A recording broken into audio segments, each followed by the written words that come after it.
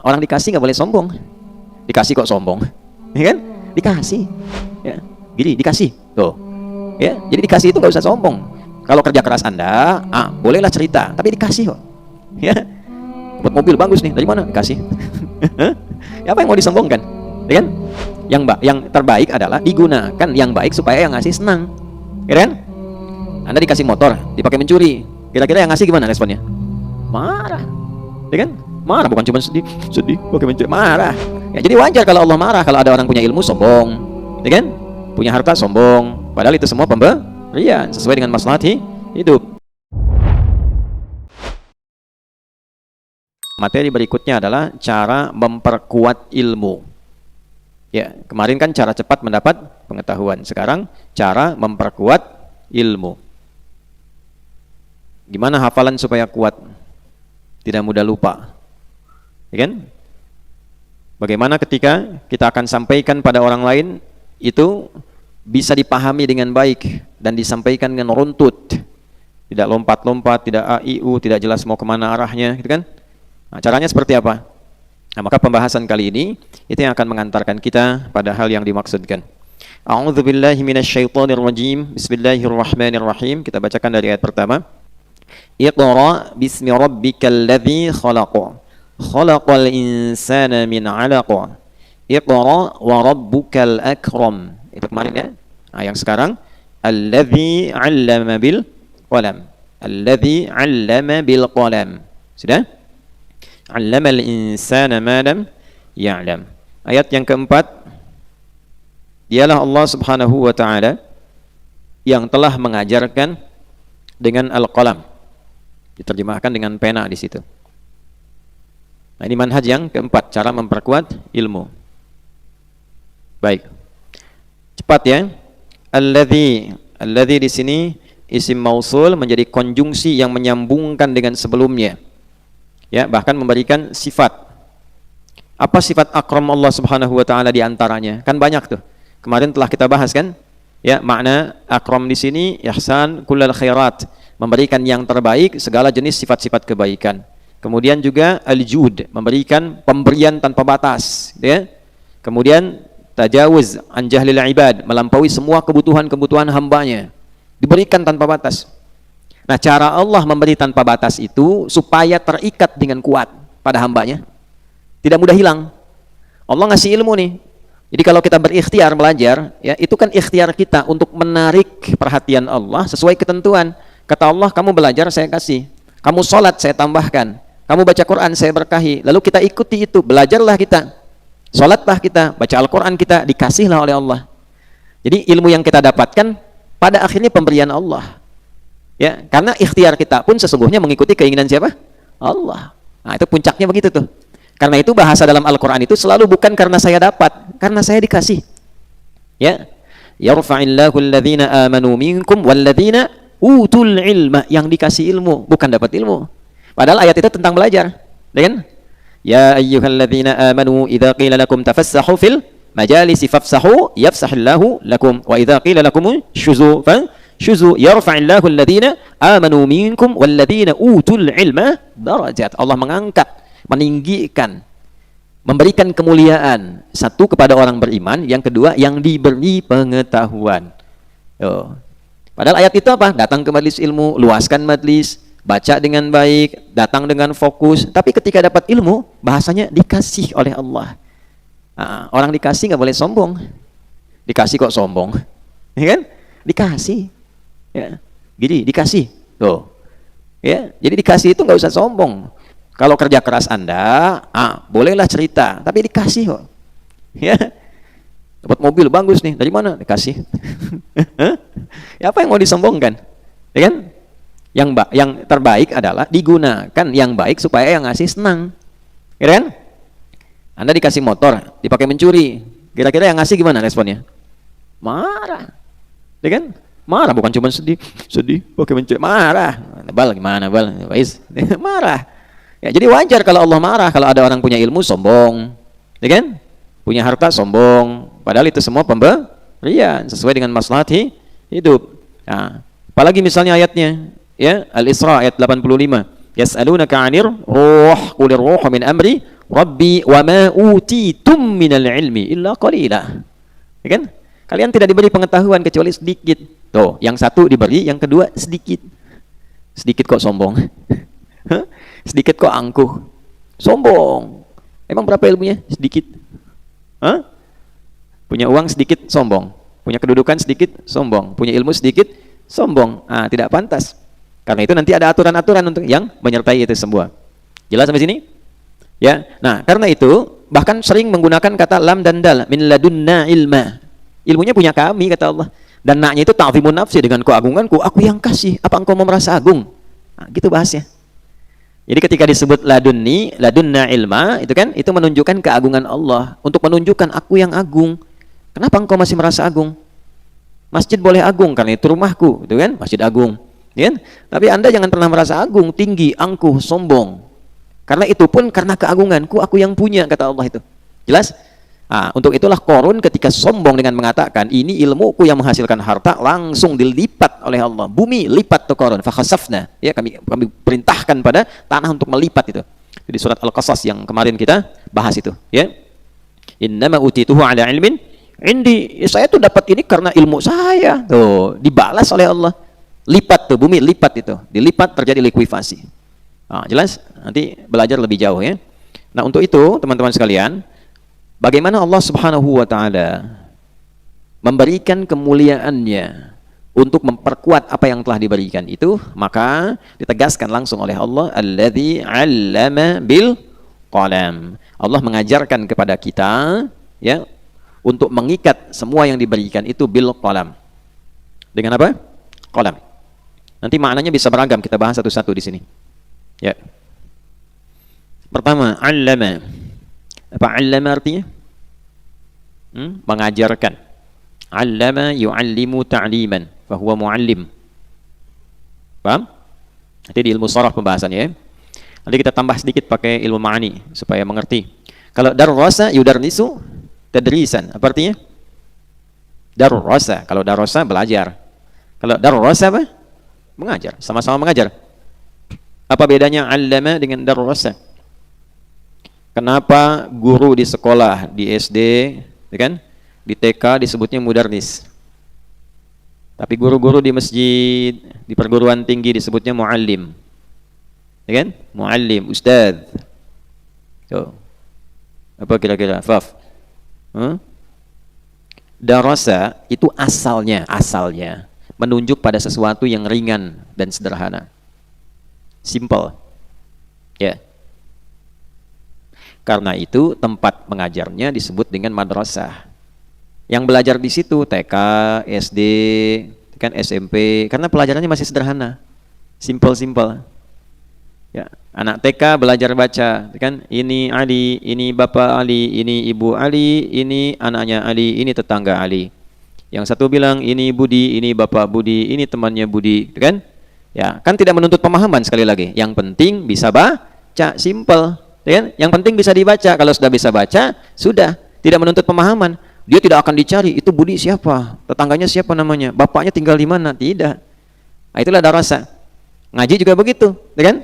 Kan kemarin kita bahas kan? Ba, ya kan? Alif fatha a, ba fatha ba, a ba, gitu kan? Mim domamu, kaf fathah ka, lam domalu, muka lu, gitu ya. Nah, itu yang penting bisa baca, ya. Nah. Ayo tulis tuh, ya. Buat ceramah tuh, ya. Tapi kalau sudah naik levelnya untuk penyampaian ilmu, bukan sekedar tahu, tapi tahu ilmu. Bahasa kerennya kalau kita belajar lebih dalam tuh, misalnya di ilmu kalam atau filsafat, nanti ada yang namanya ontologi, epistemologi, aksiologi. Ya, itu bukan biologi, ya.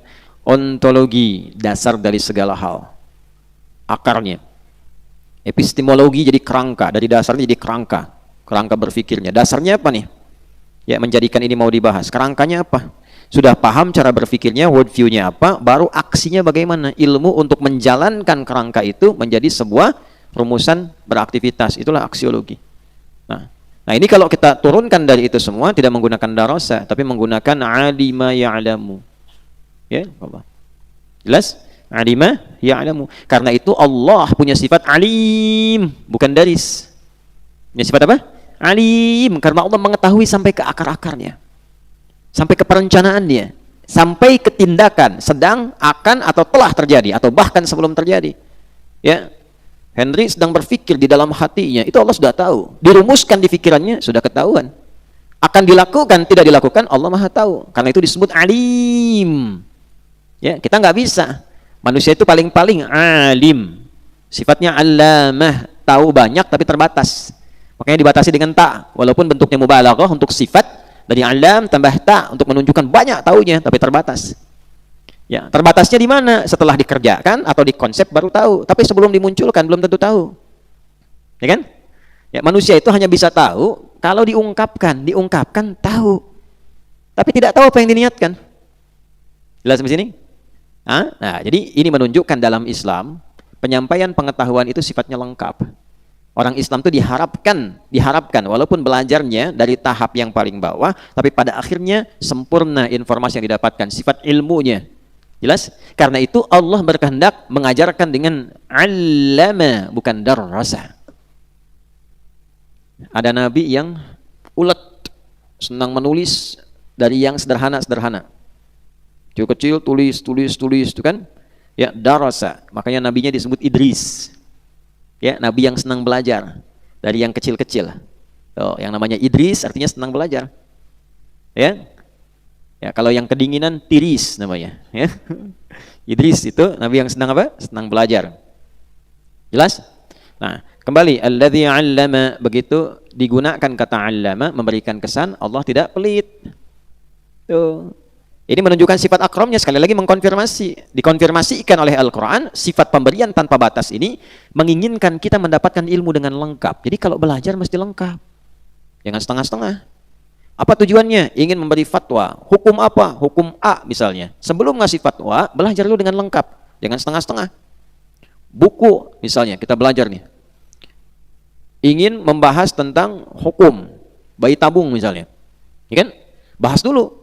Kasusnya apa, prosesnya bagaimana, penjelasan seperti apa, runtut dari awal.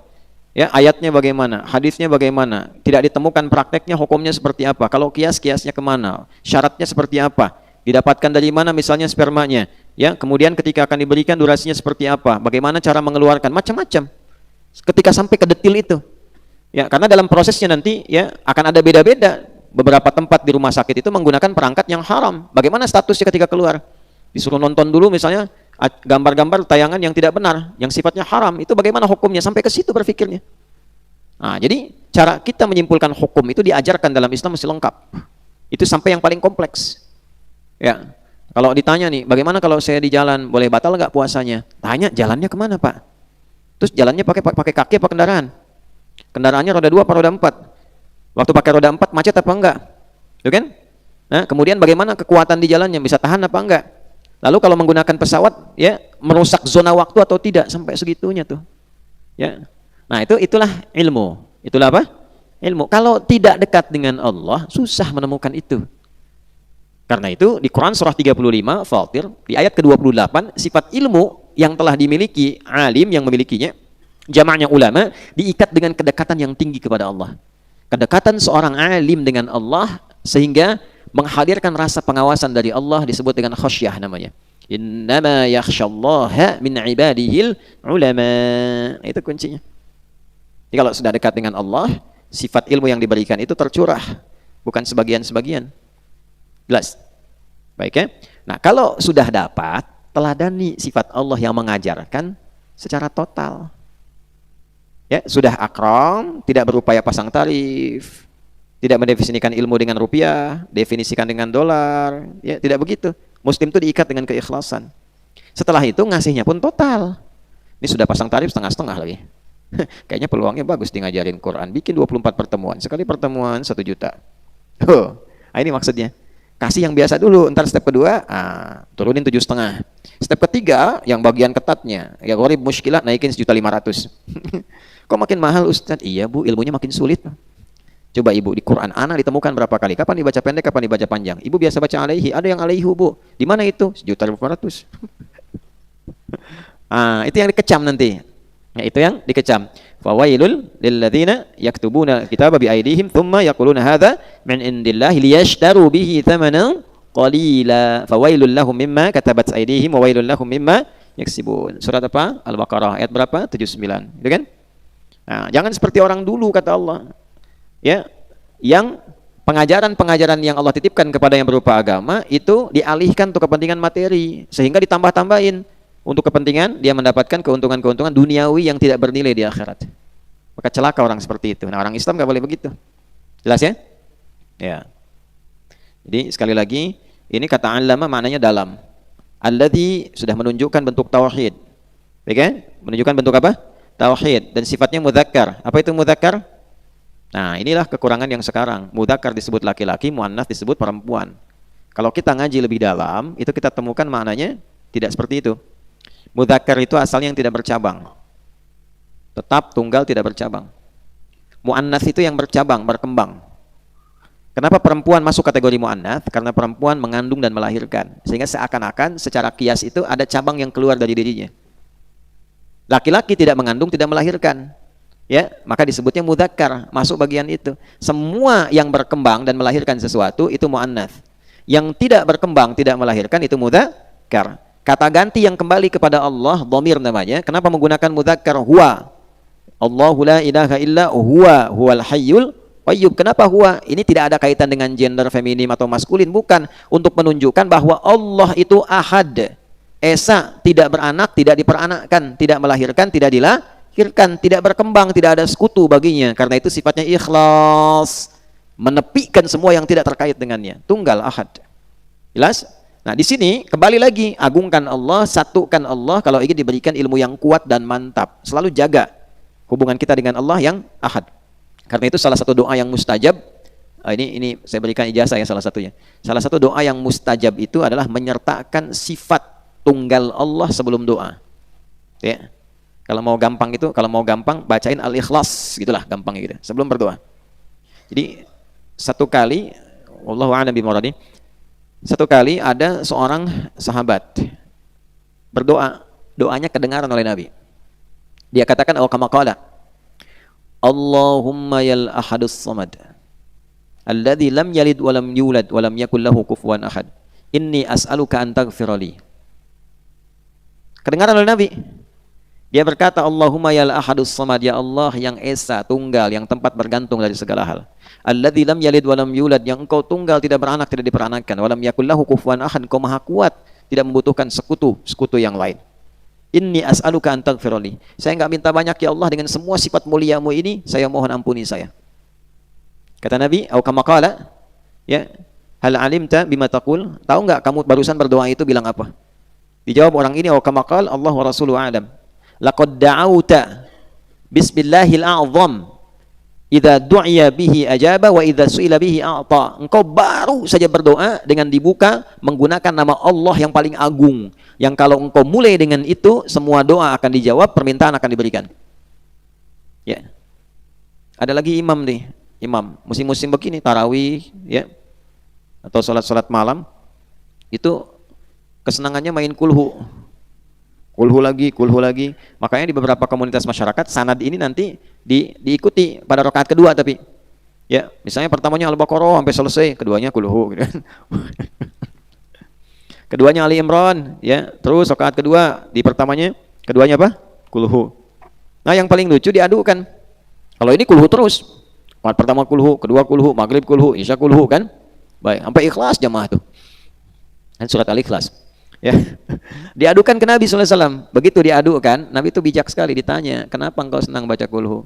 Ya Rasulullah, karena saya mencintai Allah, dan di surat Al-Ikhlas itu didapati semua sifat-sifat keagungan Allah. Au kama qala. Viral kalimat itu menembus langit, maka turun kalimat kepada Nabi SAW, ya Muhammad sampaikan kepadanya, karena dia mencintaiku, aku pun mencintainya. Nah, ini faedahnya alladzi ini kita bahas cuma alladzi aja tuh, tapi maknanya dalam sekali. Nah, jadi kalau kita berilmunya untuk mentauhidkan Allah, nah itu dia, mengenalkan Allah. Baru bangun tidur tadi ingatkan tuh, ya makanya minta baca Ali Imran ayat 190 sampai 200 tuh, baru bangun tidur. Dari mana dalilnya? Di Sunan Abu Daud nomor hadis 1367. Siapa yang meriwayatkan? Ibnu Abbas radhiyallahu taala anhuma. Karena itu Ibnu Abbas dari kecil sampai mau meninggal pintar. Sudah meninggal kepintarannya masih diwariskan. Sampai sekarang masih dikaji tafsirnya, pendapatnya, fatwanya. Apa yang dikatakan beliau? Kama qala kana an-nabiy sallallahu alaihi wasallam idza istayqadha min naumihi fajalasa wa masaha bi yadihi min athari naumihi faqara'a khawatim ali Imran. Adalah kebiasaan Nabi sallallahu alaihi wasallam kalau bangun dari tidur duduk sebentar, kemudian menghilangkan bekas ngantuknya lalu membaca 11 ayat terakhir surah Ali Imran. Dari apa dimulainya? Inna fi khalqis samawati wal ardi wa ikhtilafil laili wan nahari la ayatin li ulil albab. Itu akal sehat, orang pintar. Pintar banget tuh namanya ulul albab. Dari kata lub. Lub itu inti sesuatu. Saya sering ilustrasikan dengan kelapa. Tahu kelapa? Kelapa itu kan ada kulit bagian luarnya. Setelah itu ada apanya? Serabut kan? Lalu ada apa lagi? Yang kerasnya? Nah, batoknya. Di dalam batok ada apa lagi? Ada kelapanya kan, yang dagingnya itu kan? Ya, tapi di dalam itu ada apa lagi? Ada airnya. Di dalam air di antara itu ada yang halus, yang lembut, yang paling enaknya, paling nikmatnya tuh. Ya, kan dalam kelapa itu, kalau kita berdirikan kelapa begini, kan? Nah, di puncak sebelah itu ada yang paling halusnya kan, yang paling enak. Makanya setelah diminum airnya kan yang dikeruk tuh yang itu yang dipengenin. Karena saking lembutnya, itulah lub namanya. Lub. Jadi kalau ada ilmu itu, ada orang yang baru paham baru luarnya aja. Belum ngerti maksudnya kemana. Ya. Nah, ini baca alladzi diartikannya yang aja. Mau sayang mau tidak pokoknya yang. Alladzi yang, gitu kan? Nah, itu baru luar, serabut itu. Ya, baru ngaji ke nahwu, oh ini isim mausul. Ini apa? Masuk ke batok.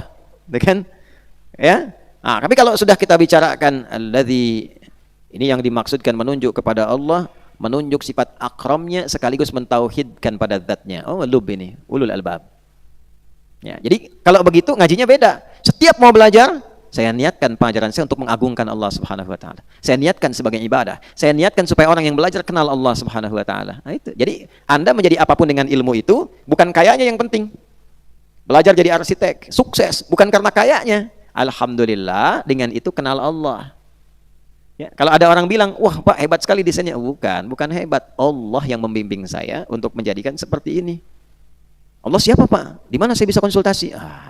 Terangkan Allah itu begini.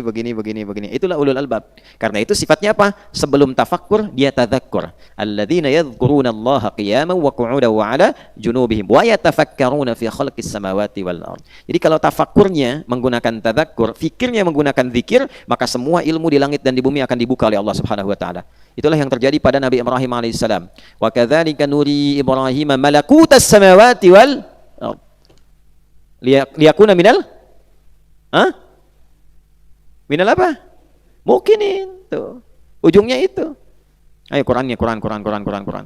Wa kadzalika nuri Ibrahim. Kami tunjukkan ke Ibrahim itu apa? Malakutas samawati wal ardh. Semua akses pengetahuan di langit dan di bumi. Sehingga lihat apa saja ingat Allah. Ya, setelah itu kan falamma janna alaihi al-lailu ra'a kaukaba qala hadza rabbi falamma afala qala inni la uhibbul afilin. Begitu beliau melihat yang dipertuhankan oleh kaumnya ada 3 benda. Satu kan patung yang menggambarkan Jupiter, kaukaba, ya kan? Gemintang maksudnya Jupiter di situ. Beliau berkata, qala hadza rabbi, bukan menuhankan gitu. Oh, ini yang dimaksud Tuhan oleh kaumku itu.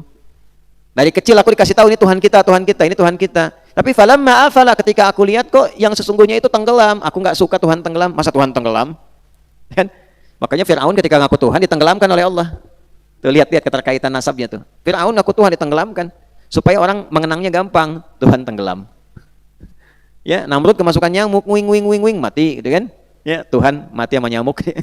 Jadi orang juga mau menuhankan itu nggak enak, nggak keren Tuhan tenggelam, gitu kan? Inilah uhibbul afilin, nggak keren Tuhan tenggelam. Falamma ra'a al-qamara falamma ra'a al-qamara bazighan qala hadza rabbi falamma afala qala ala illam yahdini rabbi la akunanna minal qaumid dhallin. Sama, ini ada Dewi Bulan. Dewi Bulan kan dari dulu sudah ada di era Nabi Ibrahim tuh. Ya, dewa Jupiter, dewinya Dewi Bulan. Dengan kekuatan bulan aku menghukummu, gitu kan? Nah, itu banyak dulu tuh, Sailor Moon dan sebagainya. Dulu dipertuhankan Dewi Bulan itu. Tapi ketika tenggelam bulannya, kata Nabi Ibrahim, ini lama-lama orang tersesat kalau begini. Masa Tuhan tenggelam juga? Ya, aku kalau nggak menemukan yang sesungguhnya bisa tersesat juga.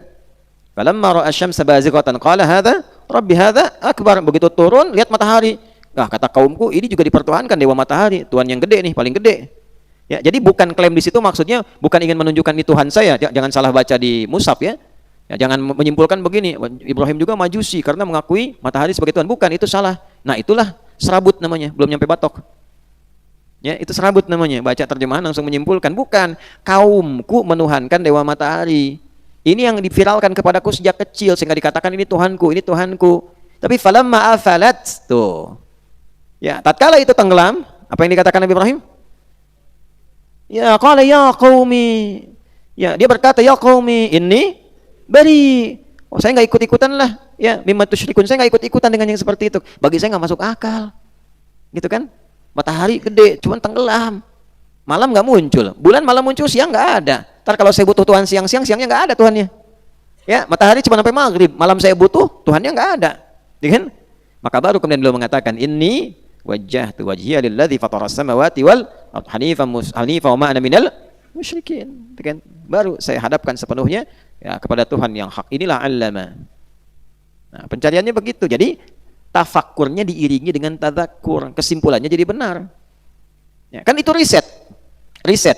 Jadi ada yang mengklaim itu Tuhan dalam bentuk benda, diriset oleh Nabi Ibrahim. Katanya matahari Tuhan, dewa matahari, dilihat mataharinya, diriset, itu tafakkur namanya. Fi khalqis samawati, dilihat. Jelas. Tapi kesimpulan akhirnya inni wajjahtu. Itu poinnya. Saya hadapkan diri saya kepada Allah yang hak, yang sesungguhnya. Jadi sepintar-pintarnya orang pada akhirnya itu tunduk kepada Allah. Kalau merasa pintar nggak kenal Allah atau pada puncaknya mengatakan Tuhan tidak ada, nah itu seerror-errornya manusia. Coba gini. Ini kacamata nih. Fauzi ya. Nih, Fauzi As-Sanusi nih. Ini kacamata nih. Saya kasih nih. Misalnya, misal kasih. Saya bilang misal dulu nih ya, supaya jelas kan bulan puasa nih. Ini misal saya kasih nih sama Fauzi. Begitu udah dikasih, Fauzi dapat nih. Dipakai sama Fauzi. Lalu Fauzi mengatakan dengan kacamata itu, nih kacamata. Nggak ada Ustadz Adi itu. Masuk akal nggak? Ustadz itu nggak ada. Yang ada cuma kacamata. Kok bisa dikasih, Anda mengatakan yang ngasihnya nggak ada. Tapi barang yang dikasih Anda pakai. Itu yang saya sebut error. Paham nggak? Nah itu bukan akal sehat. Itu rusak itu. Ya, ada orang dikasih oleh Allah ilmu, bahkan dirinya diciptakan sampai wujud, dia ada, dikasih ilmu, terus dia mengatakan Tuhan tidak ada. Itu stres itu, kurang sehat. Ya, nah kalau stres itu tegang maksudnya, terlalu tegang, renggangkan dulu biar tenang. Pakai apa? Zikir. Ala bidzikrillahi tatmainnul qulub. Kalau belum bisa zikir, kita yang sudah agak tenang, damai, doakan, karena bagian dari zikir itu doa. Wadhkur rabbaka fi nafsika tadarruan wa khifatan wa dunal jahri minal qaul. Nah, jadi kalau ada yang belum ketemu dengan Tuhan, jangan dicela. Ya, jangan dihinakan, tapi didoakan supaya Allah menyentuh kalbunya. Seperti Nabi mendoakan Umar bin Khattab radhiyallahu taala anhu. Itulah indahnya Islam. Jelas? Nah, jadi kalau ilmunya ingin diikat sehingga kuat, niatkan belajar untuk mentauhidkan Allah. Itu poinnya. Kalau ngajar, niatkan mengajar supaya orang yang belajar kenal Allah. Jangan bedakan dimanapun Anda mengajar. Kalau sudah jadi ulama, jangan lihat-lihat. Ya, jangan pilih-pilih maksudnya. Satu kali, saya ada jadwal di satu perusahaan besar sekali di Indonesia. Jadwalnya hari Rabu, saya masih ingat. Ini mungkin terjadi kisaran 9-10 tahun lalu. Di Pengkolan dekat rumahnya Hanif tuh. Ya, di Pulau Ribung ya. Jalan situ tuh.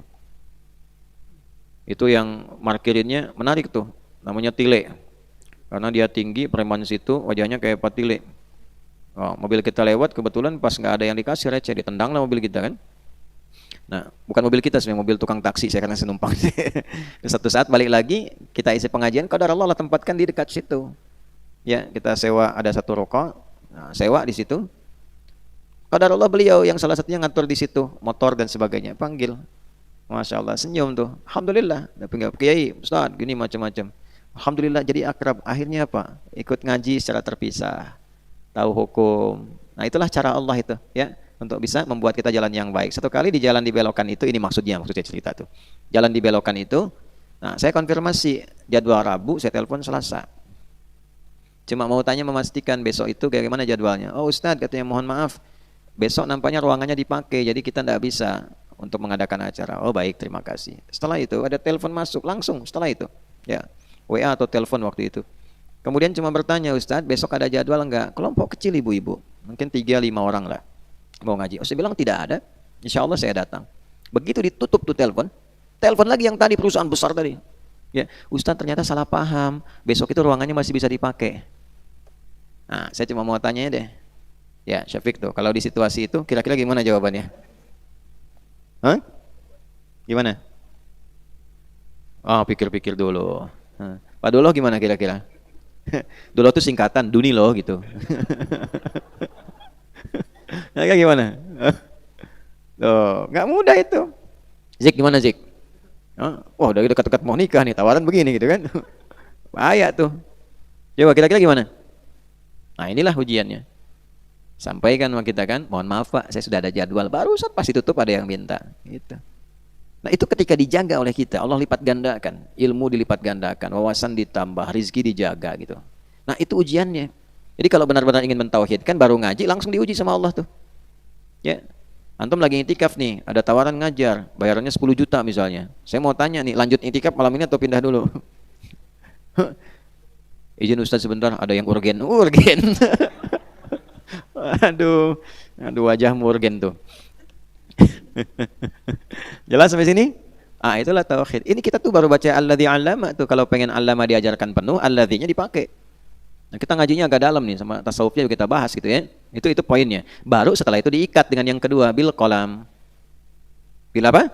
Qalam. Karena itu yang Allah ciptakan di antara yang pertama dicipta itu adalah qalam. Di antara yang pertama dicipta. Ciptakan qalam, pena, tuliskan. Ditulis di Lauh Mahfuz, pena nulis tuh. Sebulan kita alami kejadiannya. Yang pertama kali dicipta. Kenapa dituliskan? Supaya menguatkan takdir kehidupan yang dijalani oleh kita. Jelas? Jadi fungsi kolam itu saat dicipta menguatkan apa yang kita siapkan, apa yang kita dapatkan, dan apa yang akan kita amalkan. Itu penguat. Karena itu tema kita itu sekarang cara menguatkan apa? Ilmu. Allah juga ketika menguatkan pujian kepada Nabi, yang menghilangkan tuduhan-tuduhan orang-orang pada masa itu menggunakan kolam. Bahkan surahnya surah Al-Qalam. Surah ke-68 itu turun untuk menguatkan pujian kepada Nabi yang menepis tuduhan yang bengis yang disampaikan orang-orang yang ingkar pada masa itu. Nun tuh nggak jadi sin, nun tuh nun, dan semua pembuka huruf al-muqatta'ah itu ada hikmahnya semua. Wallahu a'lam bimaradiha, Allah yang paling tahu dengan maknanya, tapi kita diberi kode di situ. Kenapa yang ini Toha, kenapa di sana Qaf, kenapa di sini Alif Lam Mim, ya kan? Ya, di sini Kaf Ha Ya Ain Shad itu. Kenapa itu? Kok yang di sini Nun? Dalam tinjauan ilmu bahasa saja, kalau kita ngaji bahasa yang dalam, udah kagum kita. Karena Allah ingin membebaskan tuduhan yang dialamatkan pada Nabi yang ujungnya menggunakan nun semua. Ya, coba lihat. Nun wal qalami wama yasturun. Ma anta bi ni'mati rabbika bimajnun. Tuduhannya pakai nun, majnun, ujungnya nun. Ya. Dibalas oleh Allah pakai nun lagi. Wa innalaka la ajran ghairu mamnun. Paham gak sampai situ? Itu indahnya Quran.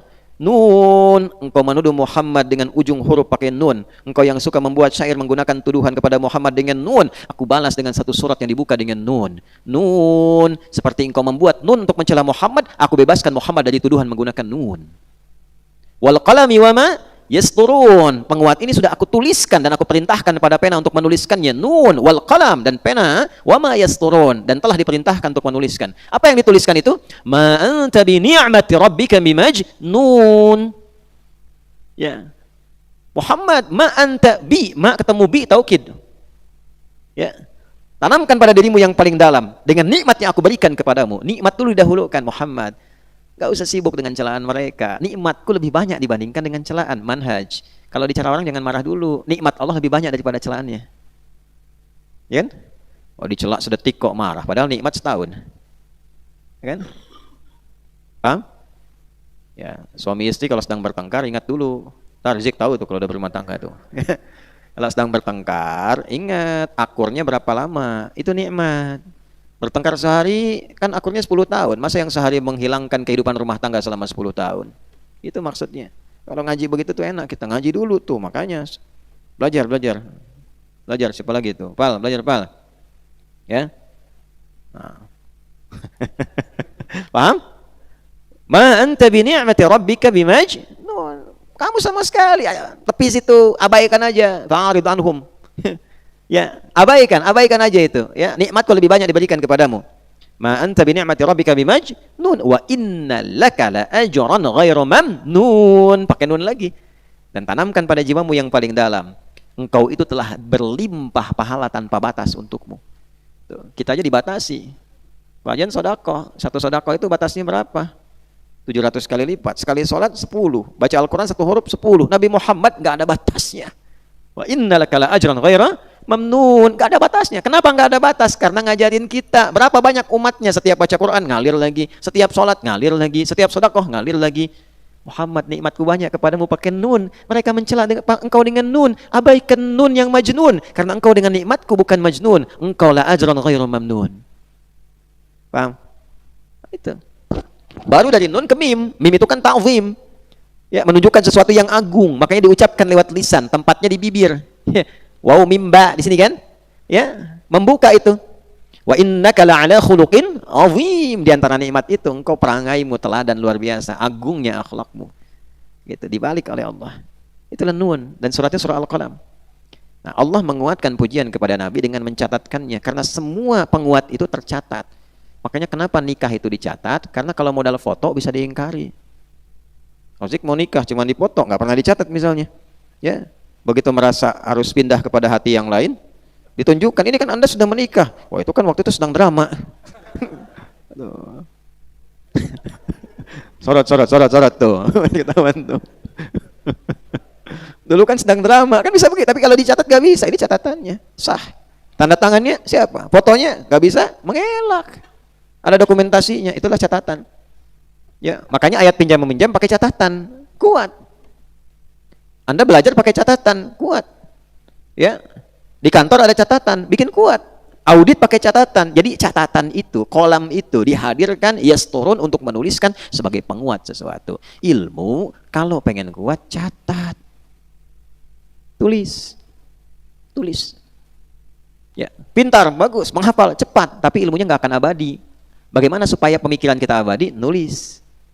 Tulis. Makanya imam-imam dulu tuh banyak yang pintar, hafalnya cepat, tapi ilmunya nggak bisa kita dapat. Kenapa? Karena kita nggak bisa akses. Ketemu tidak? Ya kan? Kenapa Imam Syafi'i sampai sekarang masih bisa diakses? Tulisannya masih banyak kitabnya. Berapa jilid tuh? Risalahnya Imam Syafi'i. Diwannya juga ada tuh, diwan Imam Syafi'i. Masih kita temukan. Imam Ahmad begitu, Imam Malik begitu. Al-Muwatta karya pertama hadis dalam susunan fikih. Imam Malik rahimahullah taala. Imam Abu Hanifah karyanya luar biasa, Fiqhul Akbar di bab tauhid. Ya, banyak sekali karyanya. Belum yang didokumentasikan oleh murid-muridnya. Ya, demikian Allah mengikat Al-Qur'an pun dengan hafalan dan bacaan yang tertulis mushaf. Ya, maktubun fis sutur, mahfudun fis sudur. Maktubun fis sutur wa ma yasturun, mahfudun fis sudur. Ya, dijaga di dalam ingatan, dijaga dalam tulisan. Sehingga kalau ingatan itu kurang, baca mushaf. Tuh. Kalau mushaf salah, diingatkan oleh ingatan. Itulah dahsyatnya Al-Quran.